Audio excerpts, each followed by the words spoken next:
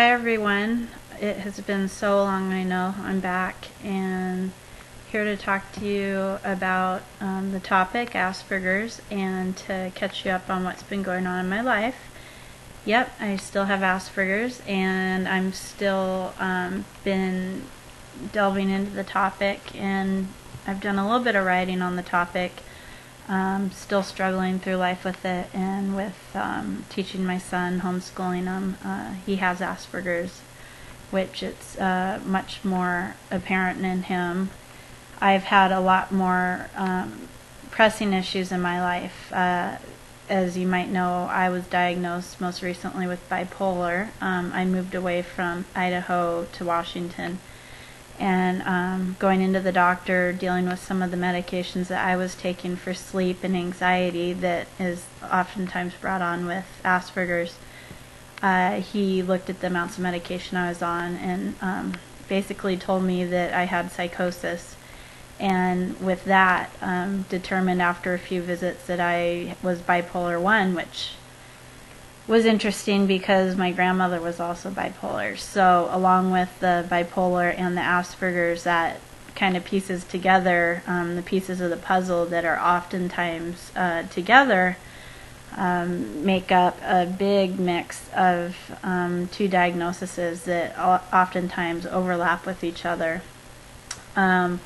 Bipolar diagnosis and Asperger's can interlap a lot, especially for women. They both have the anxiety, and they both have the sleep issues, and the social anxiety, and the sometimes the over-concentration on certain subjects, and obsessiveness, and those kinds of things. So upon learning this information, the doctor put me on quite a cocktail of medications. So before, when I was on a mild antipsychotic and also on an anti-anxiety, he also put me on a mood stabilizer and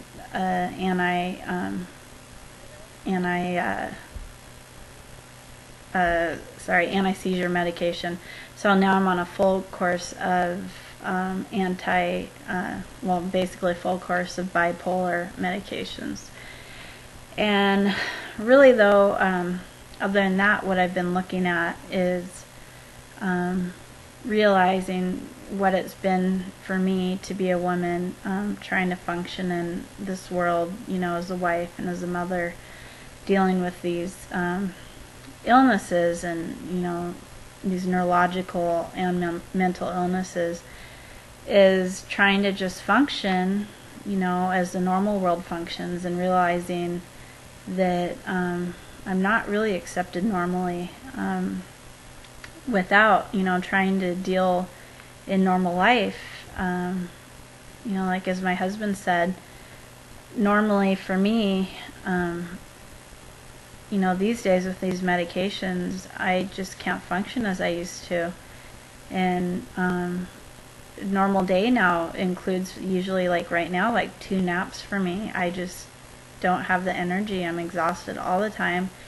And like my husband said, he said, Stacy, I kind of liked you when you were manic more. You were starting businesses, you were writing, you were making money, and now you just seem depressed. And I wouldn't say I'm depressed, I'm just exhausted all the time.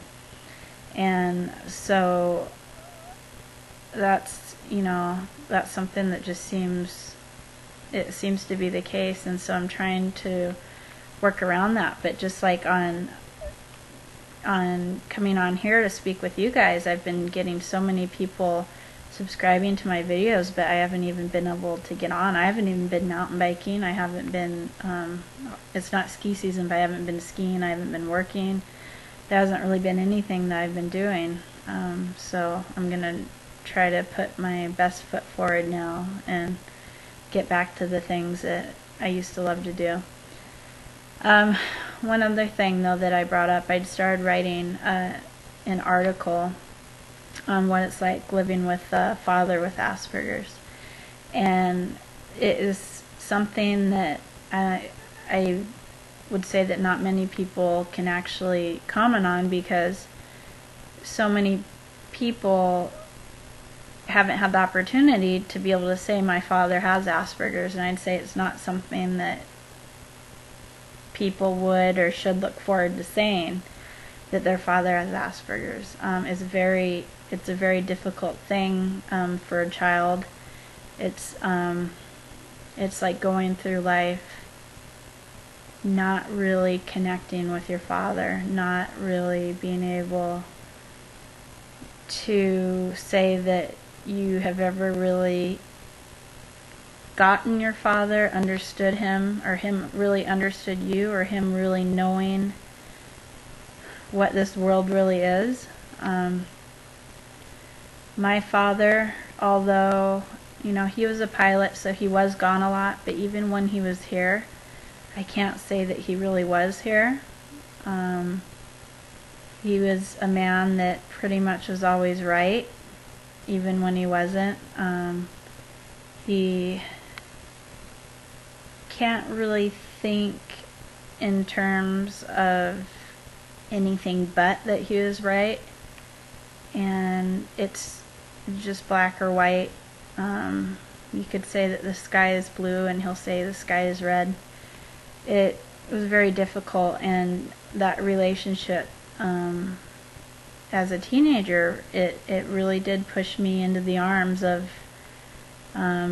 crazy people as a teenager, and it's difficult, and that's something that I would warn any wife who's married to a husband that has Asperger's, is to be very close with your child, because a father with Asperger's, I don't think,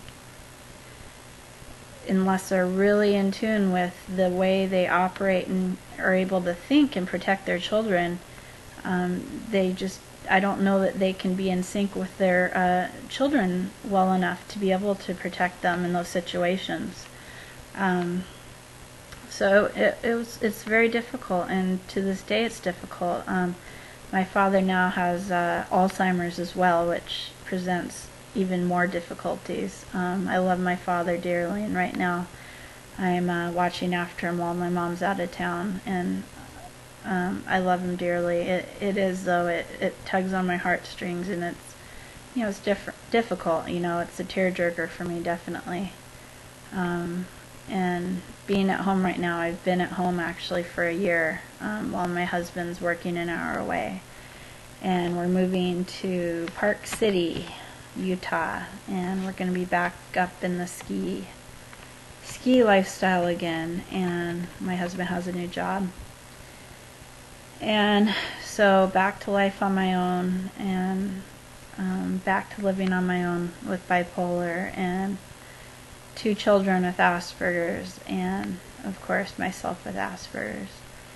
And I just realized still that I need to get my life on track. I need to get back to writing my articles and trying to connect with other people who share the neurology that I have, and who homeschool kids with Asperger's, and who just parent kids with Asperger's, so we could try to work together to figure out what this life is like for us. It's like I keep saying, it's not easy, and life can throw us bananas sometimes, but I believe that God has us here for something, and I just know that the children that we have created, these beautiful and bright Aspie kids that we've created, I know that God's given them to us for some reason, and I don't know what that's for yet, but